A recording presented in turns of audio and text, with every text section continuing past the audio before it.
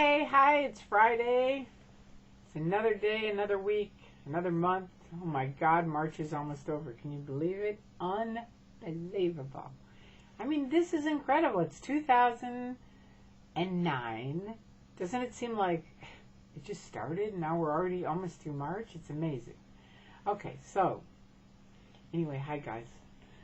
How are you? Thank you for your questions. I really appreciate it. So I'm going to try to answer a few of them today. All right, in a very short time because I only have 10 minutes, right? Okay, so you remind me when the 10 minutes are up. All right, so first of all, someone asked me, okay, my SP declare. It's already on the net at xenu.net, xenu.net. I believe it's posted there, and you can copy it and change it however you want. They made up all this stuff anyway. I made a whole video about it. It's on one of my videos explaining what all it is. And I can do another one if you want. Let me know, okay? All right, so there you go on that. Someone else asked me, how did we all feel about L. Ron Hubbard when he died? Good question. Really good question. It's true. Most people, I think, thought Hubbard was going to be around for a very long time because he acted like he was. He talked like he was. It was like, who thought he'd die, right? We had this like all hands, everybody had to be there at the Palladium in Hollywood. We all zoomed over there. There's like 1 billion people there. Not really, but I mean there was like a ton of people there.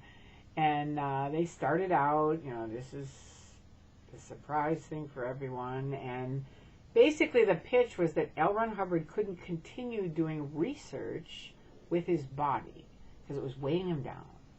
Now literally it was because he was really fat at that time, but their thing was spiritually, he had to move on to higher places. So he had to drop his body, right? And Pat and Annie Broker were going to take over.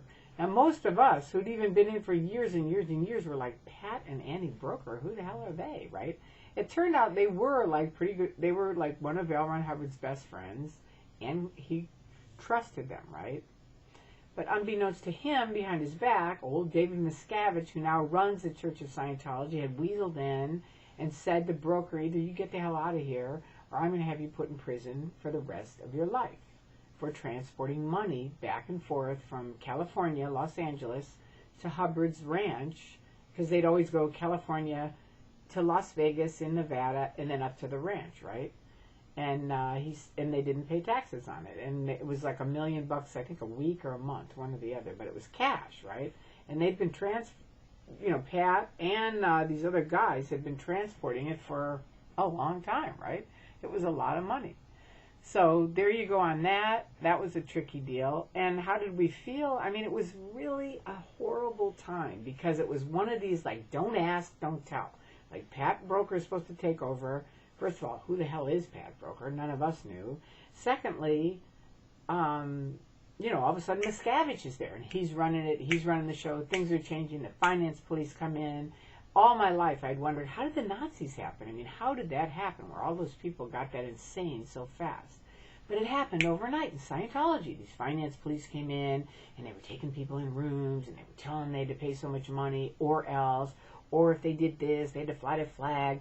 Remember that for the people that were in, the Richard Stewart, he had this real estate class that he taught, and they decided that was squirrel, not okay. Anybody who'd done that had to fly the flag immediately and do keeping Scientology working. It was just endless. That was a course they had, to get them back on track. So it was a very spooky time, right? Really bad. And so much stuff was happening so fast, I don't think anybody had time to even go like, wow. I mean, it was just weird. It was very odd. And you couldn't really talk about it. It was a lot of the don't ask, don't tell, kind of maybe other people did behind closed doors. But, we were just kind of like, all right, whatever, move on. So there was that. And then, let's see, my SP declare, L. Ron Hubbard, do I believe in reincarnation? Okay, someone else asked me that. And I could say for me in the church, that's what I'm going to answer. And it's not really a church because to me it's a cult, but whatever. They call it the Church of Scientology and they have that tax exemption so far. And I hope you people are working on getting that one pulled because, they're basically a business, right? Let's face it. You have to pay for every single course, right? So it's definitely a business. But as far as reincarnation, while I was in it, I think I believed it. I think I did. I didn't really believe these people were who they were. Like a lot of people come up with, I was Julius Caesar. I told you that story. I met 2 Julius Caesars in one day in Denny's, right?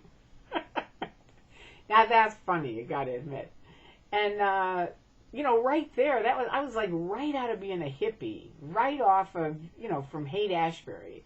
And these guys are like, wow, I had a great session. You know, really, what happened? Well, I realized I was Julius Caesar. And I'm like, oh my God. You know, at first I was like, how shocking, how exciting. I'm sitting here with the real Julius Caesar, right?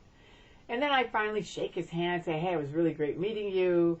And then I go to another booth, and this other guy says, you know, I had a great session. And I'm like, really, what happened? And he's like, I realized today I'm Julius Caesar. And this was early on when I got in Scientology, and you have that kind of like Homer Simpson balloon of like, this is horseshit, man. But you can't say it in Scientology. It's like a high crime if you ever invalidate someone's wins, right? And those are their wins. So you have to kind of go, okay, whatever. And I met Cleopatra, and I met some famous writers, and like a lot of people had these things that they were positive they were. Did I really believe it?